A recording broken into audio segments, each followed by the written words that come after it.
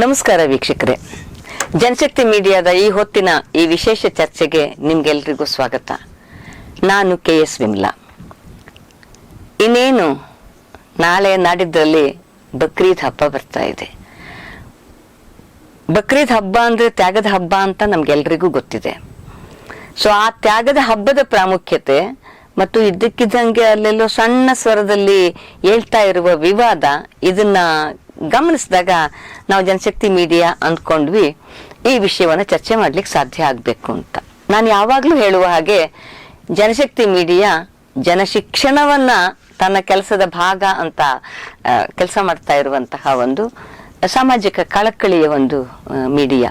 ಇವತ್ತು ನನ್ನ ಜೊತೆಗೆ ಈ ವಿಷಯದ ಬಗ್ಗೆ ಚರ್ಚೆ ಮಾಡ್ಲಿಕ್ಕೆ ಸೈಯದ್ ಶಫೀವುಲ್ಲಾ ಸಾಬ್ ಅವರಿದ್ದಾರೆ. ನಮಸ್ಕಾರ ಶಫೀವುಲ್ಲಾ ಸಾಬ್. ಇವರು ಆಲ್ ಇಂಡಿಯಾ ಮಿಲ್ಲಿ ಕೌನ್ಸಿಲ್ ಕರ್ನಾಟಕದ ಕಾರ್ಯದರ್ಶಿಗಳಾಗಿದ್ದಾರೆ.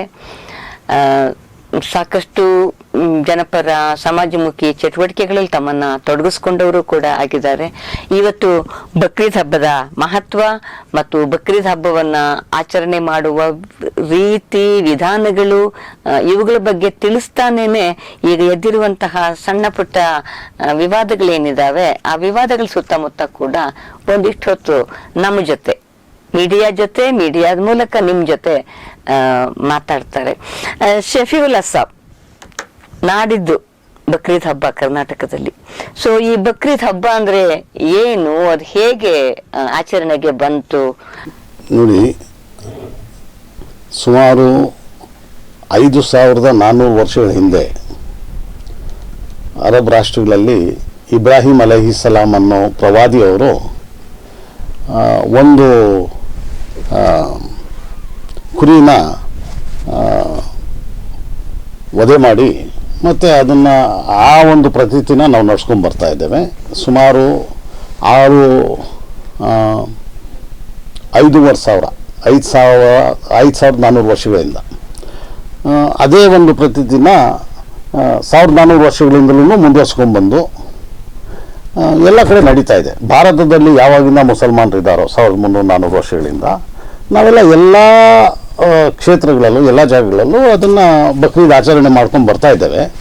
ಬಕ್ರೀದ್ ವಿಶೇಷ ಏನಂದರೆ, ಒಂದು ಯಾರಿಗೆ ನಮ್ಮಲ್ಲಿ ಸಾಹೇಬೆ ಇಸ್ತೆತಾತ್ ಅಂತೀವಿ. ಸಾಹೇಬೆ ಇಸ್ತೆತಾತ್ ಅಂದರೆ ಝಕಾತ್ ಕೊಡೋದಕ್ಕೆ ಯಾವ ರೀತಿ ಇನ್ಕಮ್ ಟ್ಯಾಕ್ಸಲ್ಲಿ ಲಿಮಿಟೇಷನ್ ಇದೆಯೋ ಅದೇ ರೀತಿ ಇಸ್ಲಾಂನಾಗೂ ಲಿಮಿಟೇಷನ್ಸ್ ಇದೆ.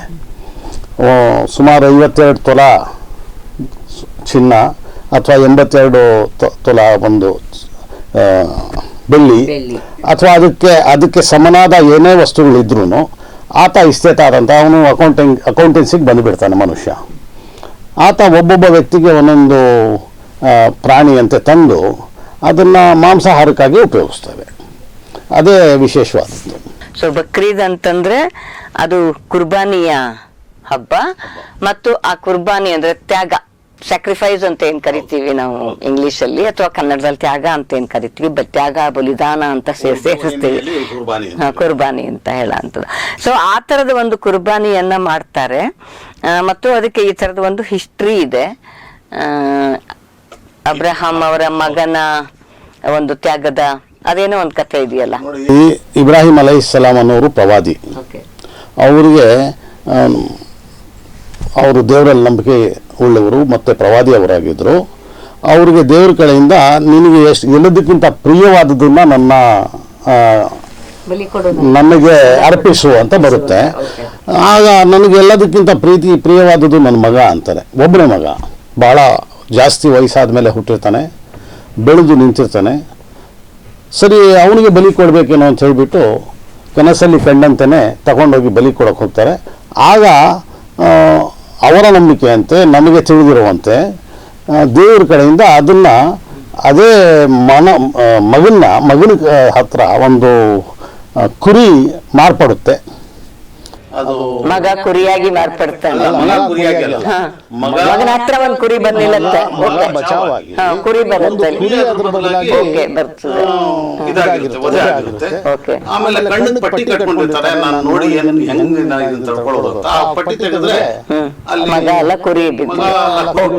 ಮಗ ಜೀವಂತವಾಗಿರ್ತಾರೆ. ಓಕೆ, ಅಂದ್ರೆ ಇಂತಹ ಯಾವುದೇ ಐತಿಹ್ಯಗಳ ಹಿಂದೆ ಈ ತರದ ಒಂದು ಕಥೆ ರೂಢಿಗತವಾಗಿ ಬಂದಿರೋದು. ಅಫ್ಕೋರ್ಸ್ ಅದು ಇಸ್ಲಾಂ ಅಲ್ಲಿ ಮಾತ್ರ ಅಲ್ಲ, ಹಿಂದೂ ಅಥವಾ ಕ್ರಿಶ್ಚಿಯನ್ ಬೇರೆ ರೀತಿಯ ರಿಚುವಲ್ಸ್ ಅಲ್ಲೂ ಕೂಡ ಇಂಥದ್ದೇನೋ ಒಂದು ಇರ್ತವೆ. ಅಂದ್ರೆ ತಾತ್ಪರ್ಯ ಏನಂತಂದ್ರೆ, ನೀವು ಅಲ್ಲಲ್ಲ ಅದನ್ನೇ ನಾನು ಹೇಳ್ತಾ ಇರೋದು, ಐತಿಹ್ಯ ಅಂತ ನಾನು ಹೇಳಿದ್ದಕ್ಕಾಗೇನೆ ನಾನು ಹೇಳ್ತಾ ಇರೋದು ಏನಂತಂದ್ರೆ, ಇಂಥದ್ದೊಂದು ಇದರ ತಾತ್ಪರ್ಯ ಏನಂತ ನಾನು ಭಾವಿಸ್ತೀನಿ ಅಂತಂದ್ರೆ, ನಿರ್ಮೋಹಿಯಾಗಿ ಇರಬೇಕು. ನೀನು ಯಾವುದನ್ನು ಕೂಡ ಪೂರ್ಣ ನಂದೇನೆ ಅನ್ನುವಂತಹ ಸ್ವಾರ್ಥದ ಬದಲು ಒಂದು ನಿಸ್ವಾರ್ಥದ, ನಿನಗೆ ಎಷ್ಟು ಬೇಕೋ ಅಷ್ಟು ಇಟ್ಕೋಬೇಕು ಮತ್ತು ಬೇರೆಯವ್ರು ನಿನ್ನ ಹತ್ರ ಇರೋದ್ರಲ್ಲಿ ಬೇರೆಯವರಿಗೆ ಹಂಚ್ಕೊಂಡು ಬದುಕಬೇಕು ಅನ್ನುವಂತಹ ಒಂದು ತಾತ್ಪರ್ಯ ಅಂತ ನಾನು ಬಕ್ರೀದ್ ಬಗ್ಗೆ ಮಾತಿಗೆ ಸೇರಿಸಿ ಇನ್ನೊಂದು ಮಾತು ಹೇಳ್ಬಿಡ್ತಾನೆ. ಈಗ ಯಾರ್ಯಾರು ಮುಸಲ್ಮಾನರಲ್ಲಿ ಸಾಹಿಬ್ ಇಸಾದ್ ಅಂದ್ರೆ ಅಕೌಂಟ್ ಕೊಡುವಂತೆ ಅವರ ಕೆಪಾಸಿಟಿ ಆಗ್ಬಿಟ್ಟಿರೋದು, ಅವರು ಯಾವುದೇ ಒಂದು ಕುರಿ ಅಥವಾ ಮೇಕೆ ತಂದ್ರೆ ಅದರಲ್ಲ ಒಂದು ಭಾಗ ಮಾತ್ರ, 3 ಭಾಗ ಮಾಡಿ ಒಂದು ಭಾಗ ಮಾತ್ರ ಉಪಯೋಗಿಸ್ಬೇಕು, ಮತ್ತೊಂದು ಭಾಗನ ನೈಬರ್ಸು ಮತ್ತೆ ರಿಲೇಟಿವ್ಸ್ ಕೊಡಬೇಕು, ಒಂದು ಫುಲ್ ಭಾಗ ಪೂರ್ತಿ ಬಡವರಿಗೆ ಹಂಚಬೇಕು. ಅಂದ್ರೆ ಇದ್ದವರು ಇಲ್ಲದವರ ಜೊತೆ ಹಂಚಿಕೊಂಡು ಬದುಕುವ ಒಂದು, ಅಂದ್ರೆ ಯಾರೋ ಹಸಿವಿನಿಂದ ಇರಬಾರ್ದು, ಯಾರೋ ಕಷ್ಟದಲ್ಲಿ ಇರಬಾರ್ದು.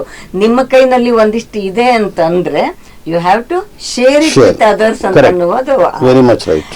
ಸೊ ಈಗ ಇದು ವಿಶ್ವದ ಬಹುತೇಕ ಎಲ್ಲಾ ರಾಷ್ಟ್ರಗಳಲ್ಲಿ ನಡೆಯುತ್ತಾ? ಬಹುತೇಕ ಅನ್ನೋದಿಲ್ಲ, ಎಲ್ಲ ರಾಷ್ಟ್ರಗಳಲ್ಲಿ ನಡೆಯುತ್ತೆ. ಯಾವ ರಾಷ್ಟ್ರದಲ್ಲಿ ಮುಸಲ್ಮಾನರಿಲ್ವೋ ಅದು ಬಿಟ್ಟು ನನಗೆ ತಿಳಿದ ಹಾಗೆ ಯಾವುದು ಇದ್ದಂಗಿಲ್ಲ. ಸೊ ವಿಶ್ವದ ಎಲ್ಲಾ ರಾಷ್ಟ್ರಗಳಲ್ಲೂ ನಡೆಯುವಂತಹ ಒಂದು ಕುರ್ಬಾನಿ, ಸ್ಯಾಕ್ರಿಫೈಸ್, ತ್ಯಾಗ ಏನೇ ಹೇಳಿ ಅಂತ ಒಂದು ಹಬ್ಬ ನಾಡಿದ್ದು ಬರ್ತಾ ಇದೆ. ಆ ಹಬ್ಬದ ಭಾಗವಾಗಿ ಜನಶಕ್ತಿ ಮೀಡಿಯಾದ ಪರವಾಗಿ ನಿಮ್ಗೆ ನಾವು ಏನು ಶುಭಾಶಯವನ್ನು ಹೇಳ್ಬಹುದಾ? ಕುರ್ಬಾನಿ ಹಬ್ಬ ಆದ್ರೂ ಶುಭಾಶಯ ಹೇಳ್ಬಹುದು ಅಂತ ಅನ್ಕೋತೀನಿ. ಯಾಕೆಂತಂದ್ರೆ ಒಂದು ಸ್ಯಾಕ್ರಿಫೈಸಿನ ಅಥವಾ ನಿರ್ಮೋಹದ ಒಂದು ಸಂದೇಶವನ್ನ ಕೊಡುವಂತಹ ಒಂದು ಹಬ್ಬ.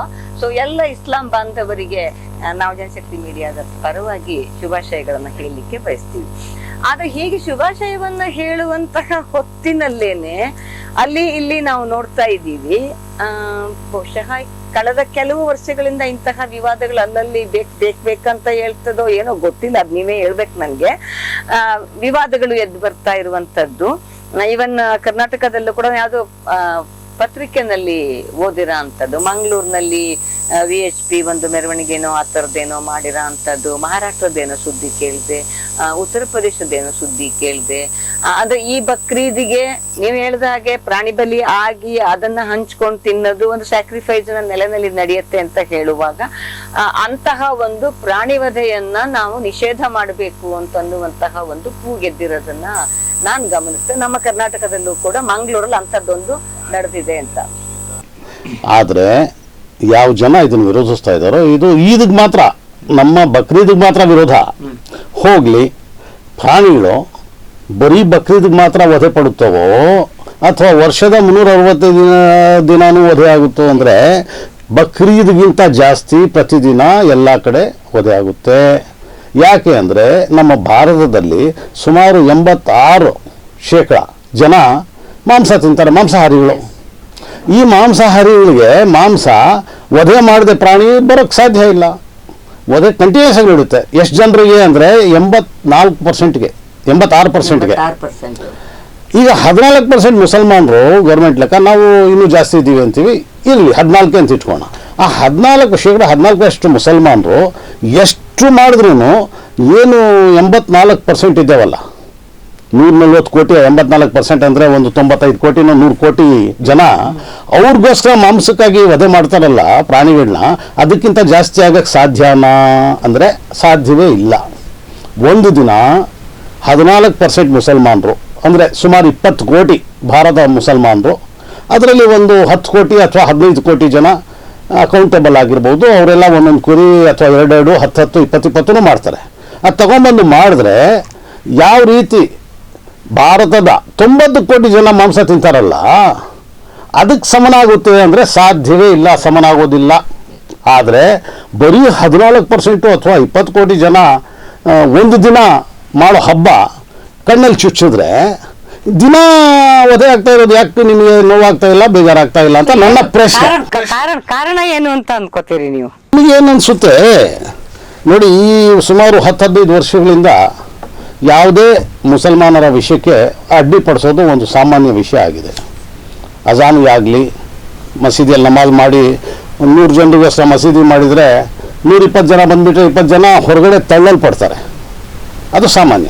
ದೇವಸ್ಥಾನಕ್ಕೆ ಬಂದ್ರೂ ದೇವಸ್ಥಾನದಲ್ಲಿ ಎಷ್ಟು ಜನ ಹಿಡಿಸ್ತಾರೋ ಅದಕ್ಕಿಂತ ಜಾಸ್ತಿ ಜನ ಒಂದೇ ಸಲ ಬಂದುಬಿಟ್ರೆ ಯಾರು ಏನು ಮಾಡ್ಕೊಳ್ಳೋಕ್ಕೆ ಸಾಧ್ಯ, ಹೊರಗಡೆ ನಿಲ್ತಾರೆ. ಅದನ್ನು ಯಾರಾದರೂ ಪ್ರಶ್ನಿಸ್ತಾರ ಅಂದರೆ ಯಾರು ಪ್ರಶ್ನಿಸೋದಿಲ್ಲ. ಆದರೆ ಮಸೀದಿಯಲ್ಲಿ ಹೊರಗೆ ಬಂದಿದ್ದು ಯಾಕೆ ಅಂತ ಪ್ರಶ್ನೆ. ಈ ರೀತಿ ಅಡ್ಡಿಪಡಿಸೋದ್ರಲ್ಲಿ ಇದಕ್ಕೂ ಒಂದು ಅಡ್ಡಿ ಮಾಡೋಣ ಅಂತ ಮಾಡ್ತಾ ಇದ್ದಾರೆ. ಆದರೆ ಇವ್ರಿಗೊಂದು ಅರ್ಥ ಆಗಬೇಕು. ನಾನು ಒಂದು ವಿಷಯ ಹೇಳಿ ಬಯಸ್ತೇನೆ. ನಾನು ಬೇಕಾದಷ್ಟು ಸಲ ಫಾರ್ಮರ್ಸ್ ಜೊತೆಯಲ್ಲಿ ಅವ್ರ ಹಕ್ಕುಗಳಿಗಾಗಿ ಹೋರಾಟ ನಡೆಸಿದ್ದೇನೆ. ಎಲ್ಲ ಮೇಕೆ ಕುರಿ ಸಾಕುವವರು ರೈತರು, ಬಹಳಷ್ಟು ರೈತ ಜನ. ಕೆಲವರು ಹಾಲ್ಗೋಸ್ಕರ ಈ ಹಸು ಅಲ್ಲ, ಕುರಿ ಅಲ್ಲ, ಹಸು ಅನ್ನ ಸಾಕ್ಕೊಂಡು ಅದ್ರ ಹಾಲಿಂದ ಮನೆ ಖರ್ಚು ನಡೆಸ್ತಾ ಇರ್ತಾರೆ. ಬಹಳಷ್ಟು ಜನ ಮೇಕೆ ಅಥವಾ ಕುರಿ ಸಾಕ್ಕೊಂಡು ತಿಂಗಳಿಗೋ 2 ತಿಂಗಳಿಗೋ ಒಂದೊಂದು ಮೇಕೆ ಅಥವಾ ಕುರಿ ಮಾರ್ಕೊಂಡು ಅಷ್ಟರಲ್ಲೇ ಅವ್ರ ಜೀವನ ನಡೆಸ್ತಾ ಇರ್ತಾರೆ. ನಮ್ಮ ಸರ್ಕಾರದಿಂದ ಒಬ್ಬೊಬ್ಬ ವ್ಯಕ್ತಿಗೆ ಸುಮಾರು 80 ಕೋಟಿ ಜನರಿಗೆ ರೇಷನ್ ಕೊಡ್ತಾ ಇದ್ದೀವಿ ಅಂತ ನಮ್ಮ ಗೃಹ ಸಚಿವರು ಹೇಳಿದ್ದಾರೆ. ಹೇಳಿಕೆ ಅವ್ರದ್ದು 80 ಕೋಟಿ ಬಡ ಜನ ಸರ್ಕಾರದಿಂದ 5-5 kg ತಗೊಬೇಕಾದ್ರೆ ಅವರ ಇದು ಆರ್ಥಿಕ ಸ್ಥಿತಿ ಹೇಗಿರಬೇಕು? ಅವರೆಲ್ಲ ಕುರಿ ಮೇಕೆ ಸಾಕ್ಬಿಟ್ಟು ತಿಂಗಳಿಗೋ 2 ತಿಂಗಳಿಗೋ ಒಂದು ಮಾರಿ ಮನೆ ನಡೆಸ್ತಾ ಇದ್ದರೆ ಪ್ರತಿದಿನ ಆ ಮೇಕೆಗಳು ಕುರಿಗಳು ವಧೆ ಆಗಿ ಮಾಂಸ ಆಗಿ ಎಲ್ಲ ತಿಂತಾರೆ. 90 ಕೋಟಿ 100 ಕೋಟಿ ಜನ. 14ರಿಂದ 20 ಕೋಟಿ ಮುಸಲ್ಮಾನರು ಒಂದು ದಿನ ಹಬ್ಬ ಆಚರಿಸೋದು. ಆವತ್ತು ಮಾತ್ರ ನೀವು ಪ್ರಾಣಿ ವಧೆ ಮಾಡ್ತೀರಾ, ಅದು ನಿಲ್ಲಿಸಿ ಅಥವಾ ಮಾಡಬೇಡಿ, ನೀವು ವೆಜಿಟೇರಿಯನ್ಸ್ ಆಗಿಬಿಡಿ, ನೀವು ಯಾತಕ್ಕೆ ಮಾಂಸ ತಿನ್ನಲೇಬೇಕು ಅಂತ ನೀವು ಹಠ ಮಾಡ್ತೀರಾ ಅನ್ನೋ ರೀತಿಯಲ್ಲಿ ನಮಗೆ ಬುದ್ಧವಾದ ಹೇಳ್ಕೊಂಡು ನಮಗೆ ಬೋಧನೆ ಮಾಡೋಕ್ಕೆ ಬರ್ತಾರೆ. ವಿಚಿತ್ರ ಕಾಣುತ್ತೆ ನಮಗೆ. ಅಲ್ಲ, ಇದು ವಿಚಿತ್ರ ಮಾತ್ರ ಕಾಣುತ್ತೋ ಅಥವಾ ಒಂದು ವಿಚಿತ್ರ ರಾಜಕಾರಣ ನಡೀತಾ ಇದೆಯಲ್ಲ ಈ ದೇಶದಲ್ಲಿ, ಅದರ ಭಾಗ ಇದು ಅಂತ ನೀವು ಭಾವ? ನಿಜ, ವಿಚಿತ್ರ ರಾಜಕಾರಣ ಅದರ ಭಾಗ ಆಗಿದೆ ಒಂದು. ಎರಡನೇದು, ಇವ್ರು ಮಾಡ್ತಾ ಇರೋದು ಮುಸಲ್ಮಾನರಿಗೆ ಅಂತ, ಹಿಂದೂ ಮುಸ್ಲಿಂ ಮಧ್ಯೆ ದ್ವೇಷ ತಂದಿಕೋಣ ಅಂತ ಮಾಡ್ತಾ ಇದ್ದಾರೆ. ಆದರೆ ನಿಜವಾಗ್ಲೂ ಇದ್ರ ಗುರಿಯಾಗೋದು ಯಾರು ಅಂದರೆ ಬಡ ರೈತರು. ಬಡ ರೈತರಲ್ಲೂ 10-15% ಮುಸಲ್ಮಾನರಿದ್ದಾರೆ. 95%, 85ರಿಂದ 90% ಹಿಂದೂಗಳು. ಅವ್ರು ಬರೀ ಸಾಕೊಂಡು ಅವ್ರು ಬದುಕ್ತಾ ಇದ್ರೆ, ಅದನ್ನು ಮೇಕೆನು ಕುರಿ ಯಾರು ಕೊಂಡ್ಕೊಳ್ದಿದ್ರೆ ಇವ್ರು ಹೋಗಿ ತಗೊಂಡು ದುಡ್ಡು ಕೊಡ್ತಾರೆ ಅವ್ರಿಗೆ. ಆಮೇಲೆ ಅವ್ರು ಸಾಕ್ತಾರಲ್ಲ ವರ್ಷವೆಲ್ಲ ನೋಡಿ, ಒಂದು ಬಕ್ರೀದ್ ಬರೋದಕ್ಕೆ ಪೂರ್ತಿ ವರ್ಷ ರೈತರು ಕಾಯ್ತಾರೆ. ಹೋಗಿ ಕೇಳಿದ್ರೆ ಚೆನ್ನಾಗಿದೆ ಕುರಿ ಕೊಡ್ತೀನಿ ಅಂದರೆ ಇಲ್ಲ ನಮ್ಮ ಬಕ್ರೀದ್ಗೋಸ್ಕರ ಇದು ಸಾಕ್ತಾ ಇರೋದು ಅಂತಾರೆ. ಆ ರೈತರು ಇಲ್ಲಿ ತಂದು ಮಾರಕ್ಕೆ ಬಂದಾಗ ಅವ್ರಿಗೆ ಅಡ್ಡಿಪಡಿಸಿದ್ರೆ, ಯಾವುದೋ ಒಂದು ಸಂಸ್ಥೆ ಕಟ್ಕೊಂಡೋಗಿ ಅಯ್ಯಯ್ಯೋ ಕಯ್ಯಯ್ಯೋ ಅಂದ್ಕೊಂಡು ಅವ್ರಿಗೆ ಅಡ್ಡಿಪಡಿಸಿದ್ರೆ, ಅವ್ರ ಪಾಪ ರಾತ್ರಿ 2-3 ದಿನ ಅಲ್ಲಿ ಮಲ್ಕೊಂಡು ಕಡೆಗೆ ವಾಪಸ್ ತಗೊಂಡೋಗ್ಬೇಕಾದ್ರೆ ಅವ್ರ ಮಗಳು ಮದುವೆಗೋ, ಒಬ್ಬ ಯಾರಿಗೋ ಆಸ್ಪತ್ರೆಗೆ ಸೇರ್ಸೋಕ್ಕೋ, ಅಥವಾ ಮನೆಗೆ ಏನೋ ಹಕ್ಕಿನೋ ಕಾಳೋ ತರೋದಕ್ಕೆ ಹೋಗಬೇಕಾದ್ರೆ ಅದು ಮಾರಕ್ಕಾಗದಿದ್ರೆ ತಗೊಂಡು ವಾಪಸ್ ಹೋಗಬೇಕಾದ್ರೆ ಯಾರಾದರೂ ಮುಸ್ಲಿಮ್ಸ್ ತಗೊಂಡು ಅವ್ರ ಹಬ್ಬಕ್ಕೆ ಕುಯ್ಕೊಂಡು ಅವ್ರು ದುಡ್ಡು ಕೊಡ್ತಾಯಿದ್ರು. ನೀವು ಅದನ್ನು ಅಡ್ಡಿಪಡಿಸ್ತಾ ಇದ್ದೀರಾ. ನೀವು ಯಾರೇ ಆಗಿರಲಿ ಸಸ್ಯಾಹಾರಿಗಳಿರೋದಕ್ಕೆ ಆಗಿರೋದಕ್ಕೆ ಯಾರಾದರೂ ಅಡ್ಡಿಪಡಿಸ್ತಾ ಇದ್ದಾರಾ, ಯಾರಾದರೂ ಪ್ರಶ್ನಿಸ್ತಾ ಇದ್ದೀರಾ? ನಾವಂತೂ ಅದಕ್ಕೆ ಅಡ್ಡಿ ಇಲ್ಲ. ನೀವು ಸಸ್ಯಾಹಾರಿಗಳೇ ಆಗಿರಿ ಸ್ವಾಮಿ, ಸಂತೋಷ. ನಮಗೆ ಬೋಧನೆ ಮಾಡಕ್ಕೆ ಬರಬೇಡಿ. ಅಂದ್ರೆ ಭಾರತದಲ್ಲಿ ನಾನೆಲ್ಲೋ ಸ್ಟ್ಯಾಟಿಸ್ಟಿಕ್ಸ್ ನೋಡ್ತಾ ಇದ್ದೆ, ಎಷ್ಟು ಜನ ವೆಜಿಟೇರಿಯನ್ಸ್ ಇರಬಹುದು ಭಾರತದಲ್ಲಿ ಅಂತ. ಸೊ ಗ್ರೋಕ್ಕೆ ಕೇಳ್ತಾ ಇದ್ದೆ. ಈಗ ಟ್ರೆಂಡ್ ಅಲ್ಲಿ ಇರೋದು ಗ್ರೋಕು, ಚಾಟ್ GPT ತಾನೆ. ಸೊ ಗ್ರೋಕ್ ಪ್ರಕಾರ 39% ಸಸ್ಯಾಹಾರಿಗಳಿದ್ದಾರೆ ಭಾರತದಲ್ಲಿ ಅಂತ. ನಾನ್ ನಂಬಲ್ಲ, ಅದು 39 ಇರ್ಲಿಕ್ಕಿಲ್ಲ ಅಂತಾನೆ ನಾನು ಅಂದ್ಕೋತೀನಿ. ತಿಳಿದಿದೆ ಚೆನ್ನಾಗಿ. ಯಾಕಂದ್ರೆ ನಾನು ಮುಸ್ಲಿಮ್ಸು, ಹಿಂದೂಸು, ಬ್ರಾಹ್ಮಣರು, ಕ್ರೈಸ್ತರು, ದಲಿತರು ಎಲ್ಲರ ಜೊತೆಲಿ ಬೆಳೆದಿರೋನು. ಎಲ್ಲರೂ ಮನೆ ವಿಷಯನೂ ಗೊತ್ತು, ಅವ್ರ ಧರ್ಮದ ವಿಷಯನೂ ಗೊತ್ತು, ಅವ್ರು ತಿನ್ನೋದೇನು ಬಿಡೋದೇನು, ಎಷ್ಟು ತಿಂತಾರೆ, ಎಷ್ಟು ಬಚ್ಚಿಕೊಂಡು ತಿಂತಾರೆ, ಎಷ್ಟು ಓಪನ್ ಆಗಿ ತಿಂತಾರೆ ಎಲ್ಲ ಗೊತ್ತು, ಚೆನ್ನಾಗಿ ತಿಳ್ಕೊಂಡಿದ್ದೀನಿ. ನನ್ನ ಕಣ್ಣಿಗೆ 10%ಗಿಂತ ಜಾಸ್ತಿ ನಮ್ಮ ಭಾರತದಲ್ಲಿ ನಾನು ಅದನ್ನೇ ಹೇಳಿದ್ದು, ವೆಜಿಟೇರಿಯನ್ಸ್ ಇಲ್ಲ. ಅಲ್ಲ ನಾನು ಅದನ್ನೇ ಹೇಳಿದ್ದು. ಅವ್ರು ಗ್ರೋಬ್ನವ್ರಿಗೆ ನಾವು ಅಡ್ಡ ಮಾತಾಡೋಂಗಿಲ್ಲ. ಅವ್ರ ಪಾಪ ಎಲ್ಲಿಂದ ತಗೊಂಡಿದ್ದಾರೋ ಬಟ್ ಪ್ರಶ್ನೆ ಇರೋದೇನಂದ್ರೆ ಅದು 39% ಆಗ್ಲಿ 10% ಆಗ್ಲಿ ಭಾರತದಂತಹ ದೇಶದಲ್ಲಿ ಇವ್ರು ಹೇಳುವ ರೀತಿಯಲ್ಲಿ ಸಸ್ಯಾಹಾರಿಗಳು ದೊಡ್ಡ ಸಂಖ್ಯೆಯಲ್ಲಿ ಇರ್ಲಿಕ್ಕೆ ಸಾಧ್ಯ ಇಲ್ಲ ಅಲ್ವಾ? ಅಂತದೊಂದು ಸ್ಥಿತಿ. ಅದೇನೆ 10% ಅದೇನೆ 10% ಕೇವಲ ಸಸ್ಯಾಹಾರಿಗಳು ಇದ್ದು ಇನ್ನು 90% 8% ಮುಸಲ್ಮಾನರಿದ್ದಾರೆ. ದಟ್ಸ್ ವಾಟ್ ಅಂದ್ರೆ ಇವತ್ತು ಆಹಾರದ ರಾಜಕಾರಣ ಅಂದ್ರೆ ಈ ಸಾಂಸ್ಕೃತಿಕ ರಾಜಕಾರಣ. ಅಷ್ಟು ಜನ ನಮಗೆ ಯಾವುದು ನಿಷಿದ್ಧವೋ ಅವರು ಸೇವಿಸ್ತಾರೆ. ನನ್ಗೆ ಯಾಕೆ ಹೊಟ್ಟೆ ನೋವಾಗಬೇಕು? ನನಗೆ ನಿಷಿದ್ಧವಾದದ್ದು ಅವ್ನು ಸೇವಿಸ್ತಾ ಇದ್ರೆ ನಂಗೆ ಯಾಕೆ ಹೊಟ್ಟೆ ನೋವಾಗಬೇಕು? ಆಮೇಲೆ ನಮ್ಮ ಫ್ರೆಂಡ್ಸ್ ಬೇಕಾದಷ್ಟು ಇದ್ದಾರೆ, ಅವರು ಸಗಣಿನ ಈ ನಮ್ಮ ಸಗಣಿನ ಭಾಳ ಪವಿತ್ರವಾದದ್ದು ಅಂತ ತಿಂತಾರೆ. ನಮಗೇನು ಬೇಜಾರಾಗಲ್ವೇ? ನಮಗೆ ನಿಷಿದ್ಧ, ನಮಗದು ಮಲ. ಪಾಪ ಅವ್ರು ತಿಂದರೆ ನಮಗೇನಾಗಬೇಕು? ಅವ್ರ ಹೊಟ್ಟೆಗೆ ಹೋಗ್ತಾ ಇದ್ರೆ. ಅದೇ ರೀತಿ ಗಂಜಲ ಕೂಡ ನಮಗೆ ನಿಷಿದ್ಧ. ಅವ್ರು ತಗೊಳ್ತಾರೆ, ಯಾವಾಗಾದ್ರೂ ಅಡ್ಡಿಪಡಿಸ್ತಾ ಇದೀವ, ಪ್ರಶ್ನಿಸಿದೀವ ಅಂದ್ರೆ ಇಲ್ಲ. ಅದಕ್ಕೆ ಬಂದಿದ್ದು ನಾನಂದ್ರೆ ಆಹಾರ ರಾಜಕಾರಣ ಅಂದ್ರೆ ಸಾಂಸ್ಕೃತಿಕ ರಾಜಕಾರಣದ ಭಾಗವಾಗಿ ಜನಮಾನಸದಲ್ಲಿ ಒಂದು ದ್ವೇಷವನ್ನ ಬಿತ್ತೋದಕ್ಕೆ ಮತ್ತು ಆಹಾರದ ವಿಷಯದಲ್ಲಿ ಈ ತರದ ಸುದ್ದಿಗಳನ್ನ ಹರಿಬಿಡುವಂತಹ ನೆಲೆನಲ್ಲಿ ಮಾಡೋ ಅಂಥದ್ದು.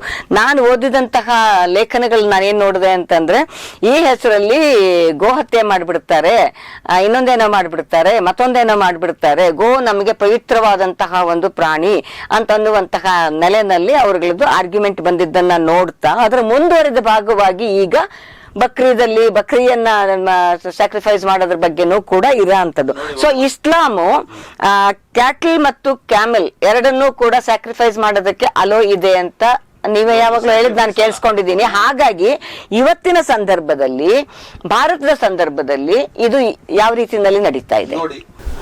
ಮೊದಲನೇದಾಗಿ Islam is a clear religion with clear dictates. ನಮಗೆ ಸ್ಪಷ್ಟವಾಗಿದೆ ಯಾವ ಪ್ರಾಣಿನ ನಾವು ಆಹಾರವಾಗಿ ಉಪಯೋಗಿಸ್ಬೋದು, ಯಾವ ಪ್ರಾಣಿನ ಉಪಯೋಗಿಸ್ಬಾರ್ದು ಅಂತ. ನಾನು ಕಣ್ಣಿಂದ ನೋಡಿದ್ದೇನೆ ಬೇಕಾದಷ್ಟು ಕಡೆ. ಅಳಿಲ್ ತಿಂತಾರೆ, ಅದು ನಮಗೇನು ತೊಂದರೆ ಇಲ್ಲ, ತಿನ್ನಲಿ ಪಾಪ, ಅವ್ರಿಷ್ಟ. ಆಮೇಲೆ ಇಲಿ ತಿಂತಾರೆ, ಕೋತಿನೂ ತಿಂತಾರೆ ಇಲ್ಲೇ ನಮ್ಮ ಭಾರತದಲ್ಲಿ. ನಮಗೆ ಅದೆಲ್ಲ ನಿಷಿದ್ಧ. ನಮಗೆ ಕ್ಯಾಟಲ್ ಆಗಲಿ ಕ್ಯಾಮಲ್ ಆಗಲಿ ಅಲೋ ಇದೆ. ಸರ್ಕಾರದಿಂದ ನಿಷೇಧ ಇದ್ದರೆ ಅದು ನಾವು ಅದನ್ನು ಬಿಡಲೇಬೇಕು. ಇಸ್ಲಾಂ ಪ್ರಕಾರ ಯಾವುದು ಸರ್ಕಾರದಿಂದ ನಿಷೇಧಿಸಲಾಗಿದೆಯೋ ಅದನ್ನು ನಾವು ನಿಷೇಧ ಇದ್ರೂ ಮಾಡ್ತೀವಿ ಅಂತ ನಾವು ಅದನ್ನು ಅಡ್ಡಿ ಮಾಡೋಂಗಿಲ್ಲ. ಯಾವುದನ್ನು ಅಲೋ ಮಾಡಿದಾರೋ ಅದು ಮಾತ್ರ ನಾವು ಇದು ಮಾಡ್ತೇವೆ. ಇಸ್ಲಾಂನಲ್ಲಿ ಅಲೋ ಇದ್ರೂ ಇಲ್ಲಿ ನಿಷೇಧ ಇರೋದ್ರಿಂದ ಅದು ಮಾಡ್ತಾ ಇಲ್ಲ. ಎಲ್ಲೆಲ್ಲಿ ಇದೇ ಸರ್ಕಾರ, ನಮ್ಮ ಭಾರತದಲ್ಲೇ ಗೋವಾದಲ್ಲಿ, ಹಿಮಾಚಲ್ ಪ್ರದೇಶದಲ್ಲೆಲ್ಲ ಬಿಟ್ಟಿದ್ದಾರೆ. ಅಲ್ಲಿ ಮುಸಲ್ಮಾನರು ಕ್ಯಾಟಲ್ ಇದು ಮಾಡ್ತಾ ಇದ್ದಾರೆ, ಕುರ್ಬಾನಿ. ಇಲ್ಲಿ ನಾವು ಮಾಡ್ತಾ ಇಲ್ಲ. ನಾವು ಮಾಡದೇ ಇರೋದಕ್ಕೆ ಕಾರಣ ಇಲ್ಲಿ ನಿಷೇಧ ಇದೆ. ಎಲ್ಲಿ ಅಲೋ ಇದೆಯೋ ಅವ್ರು ಮಾಡ್ತಾ ಇದ್ದಾರೆ. ಸೊ ಸರ್ಕಾರದ ನಿಷೇಧ ಇರುವಂತಹ ಕಡೆಗೆ ನೀವು ಗೋಹತ್ಯೆನಾಗ್ಲಿ ಅಥವಾ ಕ್ಯಾಮೆಲ್, ಅಫ್ಕೋರ್ಸ್ ನಮ್ಮ ಕರ್ನಾಟಕದಂತ ಕಡೆ ಕ್ಯಾಮೆಲ್ ನಾವು ನೋಡೋದೇ ಇಲ್ಲ ಬಿಡಿ, ಅದೊಂದು ಅಪರೂಪದ. ಕುರಿ ಮತ್ತೆ ಮೇಕೆ, ಕೋಳಿ ಇತರೆ ಇದ್ರ ಮೇಲೆ ಯಾವುದು ನಿಷೇಧ ಇಲ್ಲ. ನಿಷೇಧ ಇಲ್ಲದ ಮೇಲೆ, ಸರ್ಕಾರದ ಕಾನೂನಲ್ಲಿ ಏನು ಇಲ್ಲದ ಮೇಲೆ ಬೇರೆ ಜನ ಅದ್ರ ಬಗ್ಗೆ ಸವಾಲ್ ಎತ್ತೋದು, ಚಕಾರ ಎತ್ತೋದು, ಅದನ್ನ ಬುದ್ಧಿವಾದ ಹೇಳಕ್ ಬರೋದು, ಅಡ್ಡಿಪಡಿಸೋದು, ಇದು ಕಾನೂನು ವಿರೋಧ. ಆಮೇಲೆ ನಾವು ಕಾನೂನು ಬಿಟ್ಟು ನಡ್ಕೊಳ್ಳೋಕೆ ನಾವು ಯಾವನು ಹಬ್ಬ ನಡೆಸುವಂಥದ್ದಿಲ್ಲ. ನಮ್ಮ ಉಲಮಾಗಳೇ ಹೇಳ್ತಾರೆ ಯಾವ್ದು ನಿಷೇಧ ಆಗಿದೆಯೋ ಅದನ್ನ ಮುಟ್ಟಬೇಡಿ ಅಂತ. ಸೊ ಇದು ಪ್ರಶ್ನೆ ಇರೋದು, ಯಾವುದೇ ರೀತಿಯ ನಿಷೇಧ ಇರುವಂತದ್ದನ್ನ ಕಾನೂನುಬದ್ಧವಾಗಿ ಮಾಡಬಾರದು ಅಂತ ಇರೋದನ್ನ ಯಾರು ಅಧಿಕೃತವಾಗಿ ಮಾಡೋದಿಲ್ಲ. ಇಸ್ಲಾಂ ಅಲೋ ಮಾಡೋದಿಲ್ಲ ಮತ್ತು ಇಸ್ಲಾಂ ಅನ್ನ ನಿಜ ಫಾಲೋವರ್ಸು ಅದನ್ನ ಆ ತಪ್ಪನ್ನ ಮಾಡೋದಿಲ್ಲ ಅಂತ ನೀವು ಹೇಳ್ತಾ ಇರೋಂಥದ್ದು. ಹಾಗಾದರೆ ಒಟ್ಟಾರೆಯಾಗಿ ಈ ಹಬ್ಬ ಬರುವಾಗ್ಲೇನೆ ಇಂಥದ್ದೊಂದು ಆಹಾರ ರಾಜಕಾರಣವನ್ನ ಮುಂದೊತ್ತುತ್ತಾ ಇರುವಂತಹ ರಾಜಕೀಯ ಸಂಚು ಏನಿರ್ಬೋದು ಅಂತ ನೀವು ಭಾವಿಸ್ತೀರಿ? ನೋಡಿ, ಇದು ಹೊಸದಾಗಿ ಏನೂ ಇಲ್ಲ. ಸುಮಾರು 10 ವರ್ಷದಿಂದ ಅಥವಾ 12-15 ವರ್ಷದಿಂದ ಪ್ರತಿ ವರ್ಷ ಹಬ್ಬ ಬಂದಾಗ ಮಾತ್ರ ಇವರು ನಾನ್ ವೆಜಿಟೇರಿಯನ್ ಮಾಡಬೇಡಿ, ಆಮೇಲೆ ನೀವೆಲ್ಲ ವಧೆ ಮಾಡ್ತೀರಾ ಪ್ರಾಣಿ ವಧೆ ಅಂತ ಬರ್ತಾರೆ. ಭಾಳಷ್ಟು ಸಂಘ ಸಂಸ್ಥೆಗಳು ಕಟ್ಕೊಂಡು ಅವರು ಏನೋ ಯಾವ ಕಾನೂನಿನ ಯಾವ ಅವ್ರಿಗೆ ಅಧಿಕಾರ ದಕ್ಕಿದೆಯೋ ಗೊತ್ತಿಲ್ಲ, ಬೀದಿಯಲ್ಲೂ ಇದ್ದಾರೆ. ಅವ್ರು ಬಂದು ನಮಗೆಲ್ಲ ಅಡ್ಡಿಪಡಿಸೋದಕ್ಕೆ ಬರ್ತಾರೆ. ನಾವೇನು ಹೇಳ್ತೇವೆ, ವರ್ಷವೆಲ್ಲ 364 ದಿನ ನೀವು ತಿಂತೀರಿ, ನಾವು ತಿಂತೇವೆ, ಯಾವಾಗಲೂ ಬರ್ತಾರೆ. ಬಕ್ರೀದ್ ದಿನಾನು ತಿಂತೀರಾ, ಆವತ್ತು ಬಂದು ನಮಗೆ ಮಾತ್ರ ಅಡ್ಡಿಪಡಿಸ್ತೀರಾ, ಇದು ಸರಿ ಇಲ್ಲ. ಇದು ಬೇಕಾಗಿ ಸುಮ್ಮನೆ ಗಲಾಟೆಗಳು ಮಾಡಿಸೋದಕ್ಕೆ ಜನರಿಗೆ ತೊಂದರೆ ಕೊಟ್ಬಿಟ್ಟು, ಈ ತೊಂದರೆ ಫೈನಲಿ ಟಚ್ ಆಗೋದು ರೈತರಿಗೆ. ಬಿಕಾಸ್ ಎಲ್ಲಿ ಅಲ್ಲಿ ರೈತರ ಒಂದು ಈಗ ಪ್ರಾಣಿಗಳದ್ದು ಅವ್ರು ಸೇಲ್ ಮಾಡೋಕ್ಕೆ ಹೋದ್ರೆ ಸೇಲ್ ಆಗಲ್ವೋ, ಅವಾಗ ಬಹಳ ತೊಂದರೆ ಆಗುತ್ತೆ ಪಾಪ. ಅದು ಕೇವಲ ಈ ಬಕ್ರೀದಿಗೆ ಸಂಬಂಧಪಟ್ಟ ಮಾತ್ರವೇ ಅಲ್ಲ, ಈ ಗೋಹತ್ಯೆ ನಿಷೇಧ ಕಾಯ್ದೆ ಬಂದಾಗ್ಲೂ ಕೂಡ ದೊಡ್ಡ ಮಟ್ಟದಲ್ಲಿ ಚರ್ಚೆಗೆ ಬಂದಿದ್ದು ಅದೇನೆ. ಈಗ ವಯಸ್ಸಾದಂತಹ ಆಕಳು ಅವುಗಳನ್ನ ಸಾಕ್ಲಿಕ್ಕೆ ಆಗೋದಿಲ್ಲ ಅಂತ ಸಂದರ್ಭದಲ್ಲಿ ಅವ್ರು ಅದನ್ನ ಕಟ್ಕೊಂಡು ಸಾಕ್ಲಿಕ್ಕೂ ಆಗೋದಿಲ್ಲ ಅಥವಾ ಬಿತ್ತಾಕಕ್ಕೂ ಆಗೋದಿಲ್ಲ ಅನ್ನುವಂತಹ ಸ್ಥಿತಿ ಬರ್ತದೆ. ಹಾಗಾಗಿ ಇದು ಕೇವಲ ಆಹಾರದ ಮೇಲಿನ ದಾಳಿ ಮಾತ್ರವೇ ಅಲ್ಲ, ಆಹಾರದ ಹಕ್ಕಿನ ಮೇಲಿನ ದಾಳಿ ಮಾತ್ರವೇ ಅಲ್ಲ, ಮತ್ತು ಅದು ಯಾವುದೇ ಮಾಂಸ ಆಗ್ಲಿ, ಮುಸ್ಲಿಮರು ಮಾತ್ರ ಅಲ್ಲ ಮಾಂಸ ತಿನ್ನೋದು, ಅದಕ್ಕಿಂತ ದೊಡ್ಡ ಸಂಖ್ಯೆಯಲ್ಲಿ ಮಾಂಸ ತಿನ್ನೋರು ಇದ್ದಾರೆ ಅಂತ ಅನ್ನುವ ಅಲ್ಲ ಅದಕ್ಕೇನೆ ಅಲ್ಲ ಅಂತದ್ದೊಂದು ಬರುವಾಗ ಆ ಗೋಹತ್ಯೆ ನಿಷೇಧದ ಕಾಯ್ದೆಯನ್ನ ತರಬೇಕು ಅಂತ ಒತ್ತಾಯ ಮಾಡ್ತಾ ಇರುವಾಗ ದೊಡ್ಡ ಚರ್ಚೆ ಇದ್ದದ್ದು ಅದೇನೆ. ಕೇವಲ ಮುಸಲ್ಮಾನರಿಗಲ್ಲ, ದೊಡ್ಡ ಮಟ್ಟದಲ್ಲಿ ಕೃಷಿಯನ್ನ ಅವಲಂಬಿಸಿ ಬದುಕುವಂತಹ ಎಲ್ಲ ರೈತರಿಗೆ ನೀವು ತೊಂದರೆ ಮಾಡ್ತಾ ಇದ್ದೀರಿ ಅನ್ನೋದೇ ಚರ್ಚೆ ಬಂದಂತದ್ದು. ನೋಡಿ, ನಮ್ಮ ಕರ್ನಾಟಕದಲ್ಲಿ as per animal husbandry department ಕುರಿಗಳು ಮಾತ್ರ 1,10,00,000 ಇದೆ ಕುರಿಗಳು. ಮೇಕೆಗಳು ಸುಮಾರು 50 ಲಕ್ಷ ಇದೆ. ಈ 1,60,00,000 ಮೇಕೆ ಮತ್ತು ಕುರಿ ಇವರು ಮುಸಲ್ಮಾನರು ಈ ಸಂದರ್ಭದಲ್ಲಿ ಹಬ್ಬಕ್ಕೆ ಅಂತ ಖರೀದುವಾಗ ಯಾವಾಗಲೂ ಖರೀದಿಸ್ತಾರಲ್ಲ, ಅದಕ್ಕಿಂತ ಜಾಸ್ತಿ ಬೆಲೆ ಖರೀದಿಸ್ತಾರೆ. ರೈತರು ಅದಕ್ಕೋಸ್ಕರನೇ ಒಳ್ಳೆ ವಿಶೇಷವಾಗಿ ಸಾಕ್ತಾರೆ. ಇವ್ರು ಸಾಕಿರ್ತಾರಲ್ಲ ಭಾಳ ಚೆನ್ನಾಗಿ ಅಂತ ಇವರು ಜಾಸ್ತಿ ದುಡ್ಡು ಕೊಟ್ಟು ತಗೊಳ್ತಾರೆ. ಇಂಥ ಸಂದರ್ಭದಲ್ಲಿ ಇವರೆಲ್ಲ ಬಂದು ಅಡ್ಡಿಪಡಿಸಿದ್ರೆ ಆ ರೈತರು ಎಲ್ಲೋಗ್ಬೇಕು? ವರ್ಷವೆಲ್ಲ ಸಾಕಿರೋರು. ಈ 1,60,00,000 ಇದನ್ನ ಪ್ರಾಣಿಗಳು ನೀವು ತಗೊಂಡು ರೈತರಿಗೆ ಏನಾದರೂ ಕಂಪೆನ್ಸೇಷನ್ ಕೊಡಿಸ್ತೀರಾ ಅಥವಾ ಕೊಡ್ತೀರಾ? ಏನಿದು? ಇದು ಒಂಥರ ಇದು ತರ್ಕವಿಲ್ಲದ್ದು ಕುತರ್ಕ. ಕೊನೆ ಪ್ರಶ್ನೆ ಈಗ ಕರ್ನಾಟಕದಲ್ಲೂ ಈ ಕೂಗೆದ್ದಿದೆ. ನೀವೇನಾದ್ರೂ ಸರ್ಕಾರದ ಮುಂದೆ ಇದ್ರ ಬಗ್ಗೆ ಏನಾದ್ರೂ ಅಹವಾಲನ್ನು ಮಂಡಿಸೋರಿದ್ದೀರಾ? They have to take care of it ಅಂತ. ನಮಗೆ ತಿಳಿದ ಹಾಗೆ ನಾವು ಸ್ಯಾಕ್ರಿಫೈಸ್ ಮಾಡೋದಕ್ಕೆ, ಕುರ್ಬಾನಿ ಮಾಡೋದಕ್ಕೆ ಮತ್ತು ನಮ್ಮ ಪ್ರಾಣಿಗಳ ವಧೆ ಮಾಡೋದಕ್ಕೆ ಯಾವುದು ಇವರು ಇಷ್ಟು ಅಡ್ಡಿಪಟ್ಟರು ನಮ್ಮ ನಡೀತಾನೆ ಇದೆ, ಸರಿಯಾಗಿದೆ. ಆದ್ದರಿಂದ ಸರ್ಕಾರದಿಂದ ಇದಕ್ಕೇನು ನಿಷೇಧ ಇಲ್ಲ. ಆದ್ದರಿಂದ ಯಾವುದನ್ನ ನಿಷೇಧ ಇಲ್ವೋ ಅದಕ್ಕೂ ನಾವು ಏನು ಮಂಡಿಸುವಂಥದ್ದು ಬರೋದಿಲ್ಲ. ನಾವು ನಡೆಸ್ತಾ ನಮ್ಮ ಹಬ್ಬದಲ್ಲಿ ನೋಡಿ, ಎಲ್ಲ ನಾಗರಿಕರಂತೆ ನಾವು ನಾಗರಿಕರು, ಎಲ್ರಿಗೂ ಏನೇನು ಅಲೋ ಇದೆಯೋ ಅದು ನಮಗೂ ಅಲೋ ಇದೆ. ಅವ್ರವ್ರ ಧರ್ಮದ ಫಾಲೋ ಮಾಡೋದಕ್ಕೆ ಅವ್ರಿಗೆ ಅಲೋ ಇದೆ, ನಮ್ಮ ಧರ್ಮ ಫಾಲೋ ಮಾಡೋದಕ್ಕೆ ನಮ್ಗೆ ಅಲೋ ಇದೆ. ಯಾರು ಧರ್ಮನೇ ಫಾಲೋ ಮಾಡಲ್ವೋ ಅವ್ರಿಗೆ ಅವ್ರ ಇಷ್ಟದಂತೆ ಇರೋದಕ್ಕೆ ಇಲ್ಲಿ ಅವಕಾಶ ಇದೆ. ಈ ಅವಕಾಶದಲ್ಲಿ ಬಂದು ಮೂಗು ತೋರಿಸೋದಕ್ಕೆ ಯಾರಿಗೂ ಅವಕಾಶ ಇಲ್ಲ. ಅವ್ರಿಗೆ ಏನಿದ್ರೂ ಸ್ವಲ್ಪ ಬುದ್ಧಿವಾದ ಹೇಳ್ಕೊಂಡು ನಮ್ಮ ಹಬ್ಬ ನಾವು ಚೆನ್ನಾಗೇ ಮಾಡ್ತೇವೆ. ನಿಮಗೂ ಹಬ್ಬದ ಶುಭಾಶಯಗಳು. ನೀವು ಬಕ್ರೀದ್ಗೆ ನಮ್ಮ ಜೊತೆಲೆಲ್ಲ ಸೇರಿ, ನಾನಂತೂ ಎಲ್ಲ ಹಿಂದೂಗಳಿಗೆ ಸೇರಿಸ್ಕೊಂಡು ಜೊತೆಯಲ್ಲೇ ಹಬ್ಬ ಮಾಡೋದು. ಓಕೆ, ಸೊ ಒಟ್ಟಾರೆ ಚರ್ಚೆ ಮೂಲಕ ನಮ್ಗೆ ಅರ್ಥ ಆಗ್ತಾ ಇರೋದು ಏನಂದ್ರೆ, ಇದು ಆಹಾರದ ರಾಜಕಾರಣ ಅಲ್ಲ, ಬದಲಿಗೆ ಒಂದು ಮತಬೇಟಿಯ ರಾಜಕಾರಣ ಅಥವಾ ಭಾವನಾತ್ಮಕವಾಗಿ ಜನರನ್ನ ಒಂದು ಸಮುದಾಯದ ವಿರುದ್ಧ ಎತ್ತಿಕಟ್ಟುವಂತಹ ರಾಜಕಾರಣ ಇಲ್ಲೂ ಕೂಡ ಪ್ರಾರಂಭ ಆಗಿದೆ ಅಥವಾ ಮುಂದುವರ್ಕೊಂಡು ಹೋಗ್ತಾ ಇದೆ ಅಂತ ಅನ್ನೋದನ್ನ ನಾವು ಗುರುತಿಸಬಹುದು.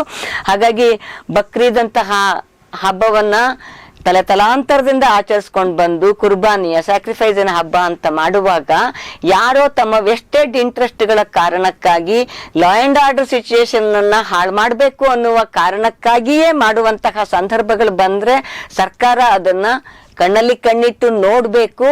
ಮತ್ತು ನಮ್ಮ ಸಂವಿಧಾನ ಅವಕಾಶ ಕೊಟ್ಟಂತಹ ರೈಟ್ ಟು ರಿಲಿಜನ್ ಅಂತ ಏನ್ ನಮಗೊಂದು ಅವಕಾಶ ಕೊಟ್ಟಿದೆ, ಅದನ್ನ ಪಾಲಿಸೋದಕ್ಕೆ ಎಲ್ರಿಗೂ ಕೂಡ ಸಾಂವಿಧಾನಿಕ ಅಧಿಕಾರ ಇದೆ ಅಂತ ಸೈಯದ್ ಶಫೀವುಲ್ಲಾ ಅವರು ಹೇಳಿರೋ ಅಂತದ್ದು ಖಂಡಿತವಾಗೂ ಹೌದು. ಜನಶಕ್ತಿ ಮೀಡಿಯಾ ಕೂಡ ಅದನ್ನೇ ಗೌರವಿಸೋ ಅಂತದ್ದು. ಸಂವಿಧಾನ ಕೊಟ್ಟಂತಹ ಘನತೆಯ ಬದುಕಿನ ಹಕ್ಕು ಮತ್ತು ಧಾರ್ಮಿಕ ಸ್ವಾತಂತ್ರ್ಯ ಇವೆಲ್ಲವನ್ನ ಗೌರವಿಸ್ತಾನೇನೆ ಉತ್ಪ್ರೇಕ್ಷಿತವಾದಂತಹ ನಡವಳಿಕೆಗಳ ಮೂಲಕ ದುರುದ್ದೇಶ ಪೂರ್ವಕವಾಗಿ ಜನರ ಒಂದು ಮನೋಭಾವಕ್ಕೆ ತಕ್ಕದಲ್ಲದೆ ಇರುವಂತಹ ಉದ್ರೇಕಿತಗೊಳಿಸುವಂತಹ ಕೆಲಸಗಳನ್ನು ಯಾರೇ ಮಾಡಿದ್ರೂ ಕೂಡ ಸಂವಿಧಾನ ಇದೆ, ಕಾನೂನು ಇದೆ, ಸರ್ಕಾರ ಅದ್ರ ಮೂಲಕ ನಡ್ಕೋಬೇಕು ಅಂತ ಅನ್ನೋದು ನಮ್ದು ಕೂಡ ಉದ್ದೇಶ. ಹಾಗಾಗಿ ಮತ್ತೊಮ್ಮೆ ಜನಶಕ್ತಿ ಮೀಡಿಯಾದ ಪರವಾಗಿ ನಾಡಿನ ಎಲ್ಲ ಬಾಂಧವರಿಗೆ, ಯಾಕೆಂತಂದ್ರೆ ಒಂದು ನಿರ್ಮೋಹದ ಅಥವಾ ಜೊತೆಗೆ ಒಟ್ಟಿಗೆ ಬದುಕಬೇಕು ಅಂತ ಹೇಳೋದು ಕೂಡ ಆ ಬಕ್ರೀದಿನ ಸಂದೇಶ ಅಂತ ನಮ್ಗೆಲ್ರಿಗೂ ಗೊತ್ತಿದೆ. ಸೊ ಅಂತಹ ಒಂದು ಸಂದೇಶವನ್ನ ಸಾರುವಂತಹ ಬಕ್ರೀದ್ ಹಬ್ಬದ ಶುಭಾಶಯಗಳನ್ನ ತಮ್ಗೆಲ್ರಿಗೂ ಹೇಳ್ತಾ ಸ್ಟುಡಿಯೋಕ್ಕೆ ಬಂದು ನಮ್ಗೆ ಬಕ್ರೀದ್ ಹಬ್ಬದ ಬಗ್ಗೆ ಮತ್ತು ಒಟ್ಟಾರೆ ಈ ರಾಜಕಾರಣದ ಬಗ್ಗೆ ತಿಳಿಸ್ಕೊಟ್ಟಿದ್ದೀರಿ. ನಿಮ್ಗೆ ಧನ್ಯವಾದಗಳು ಶಫೀವುಲ್ಲಾ ಸಾಬ್. ಇದಾಗಿತ್ತು ಈ ಹೊತ್ತಿನ ಚರ್ಚೆ. ಜನಶಕ್ತಿ ಮೀಡಿಯಾವನ್ನ ನೋಡ್ತಾ ಇರಿ. ನೀವು ಇದುವರೆಗೂ ಸಬ್ಸ್ಕ್ರೈಬ್ ಆಗಿಲ್ಲದೆ ಇದ್ರೆ ಸಬ್ಸ್ಕ್ರೈಬ್ ಆಗಿ ಮತ್ತು ನಮ್ಮ ಕಾರ್ಯಕ್ರಮಗಳನ್ನ ನೋಡಿ ನಿಮ್ಮ ಅಭಿಪ್ರಾಯ ತಿಳಿಸಿ, ನಿಮ್ಮ ಬಳಗಕ್ಕೆಲ್ಲ ಹಂಚಿ ಅಂತ ಹೇಳ್ತಾ ನಮಸ್ಕಾರ.